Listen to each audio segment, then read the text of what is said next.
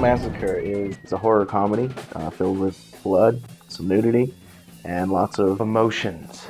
I worked on the movie and I'm still not sure what the plot of the movie was. Klown Kamp Massacre is a story of Edwin, the killer clown.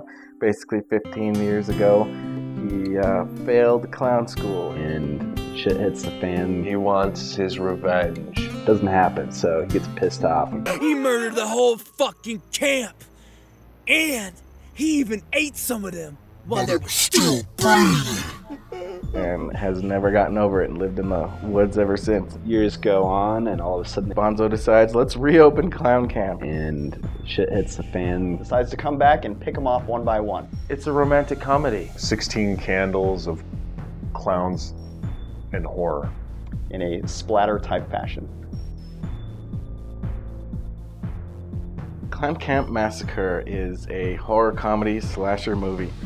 And that's what we wanted to make. We wanted to see clowns kill other clowns in funny and disgusting ways. Alright, this is the basic plan right here. We have people that like clowns, people that like massacres, and people that like camp. That's our target market. We also have this other subgroup over here, people that like the letter K. Take all of this together, add in some boobs, plenty of boobs, that equals Klown Kamp Massacre. Yeah, I for one am down to make money. Oh yeah, so basically we came up with the initial plot in about 15-20 minutes right there over breakfast. And we lifted one of our old characters from this movie we did a long time ago when we were teenagers.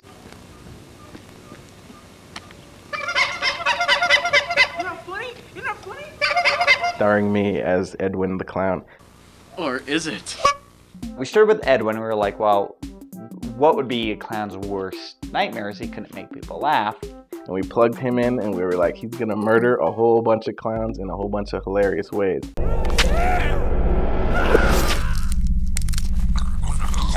We wrote the first 50 pages in about 5 days, and the rest, another couple months later, we were completely done with the second draft. And we decided to set out to find out how can we actually make it. Casting we were looking for, from the males we were looking for strong actors as possible. We ended up, John Barron was our casting director, and we were able to basically hold a very intense audition process for over maybe 3 weeks. I just want to say I'm so proud of every one of these guys. Heck, in my opinion, they're all winners. Seriously. Let me out! Stop!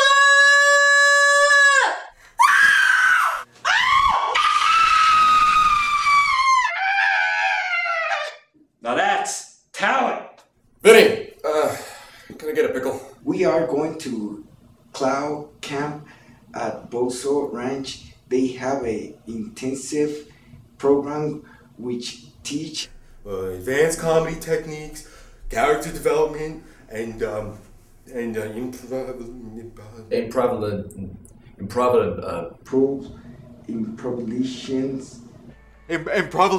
And how to throw a pie.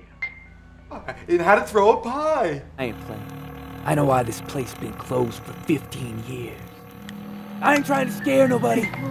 But yo, this place got some legend. A dark secret, if you will. Test?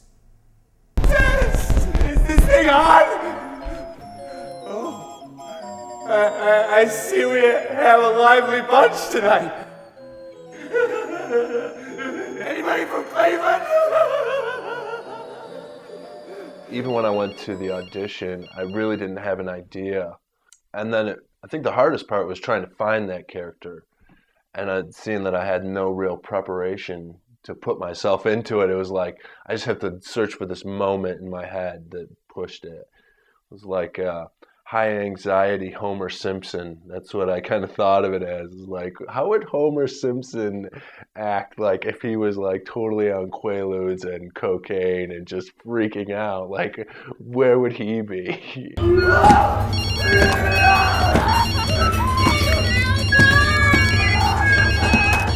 When we decided on that we were going to make Klown Kamp Massacre, we decided to see what do we have and how can we write a script based on what we have? So we went out looking around locations, and our friend Dan Gutierrez, he suggested that his family had a cattle ranch outside of Cuba, New Mexico. It's inherited from my grandparents, or my great-grandfather settled it. So it was kind of a homestead ranch. We walked around. It was a beautiful scenery up in the mountains of New Mexico, and it was a cattle ranch. It had horses and livestock. We could use what was already there, which was a huge benefit to the production, because all we had to do is then take the ranch aspect and put the clown twist on it. Lodging and food, eating and sleeping while at the Klown Kamp Massacre set was a little difficult. Some people decided to rough it and bring tents and sleep out in the wild. Even in the house, 30 or 40 bodies laid amongst all the floors in every single room, but it kept us warm at night. Production was quite a challenge. Shooting a feature film on such a low budget meant planning was more than a necessity. It was a puzzle. There's days where we shot 17 scenes, 18 hours. Any movie, things will fall apart. When you're in a low budget movie and they fall apart, you can't throw money at the problems. One of them that was probably one of the most interesting challenges was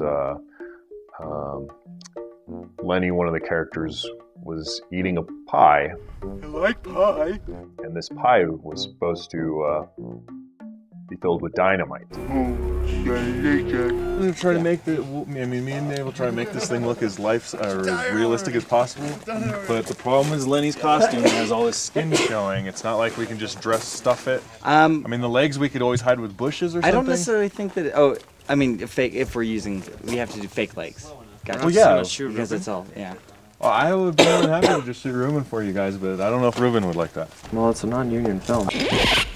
To create the explosion, I thought about several different ideas, and I think the one that I came up with that was the most feasible with what we had was to take a melon, dress it up like a head, proceed to, from two different angles up, shoot it with the shotguns, loaded with buckshot, and me and the art director Gavin proceeded to duck low, aim up at the melons, and it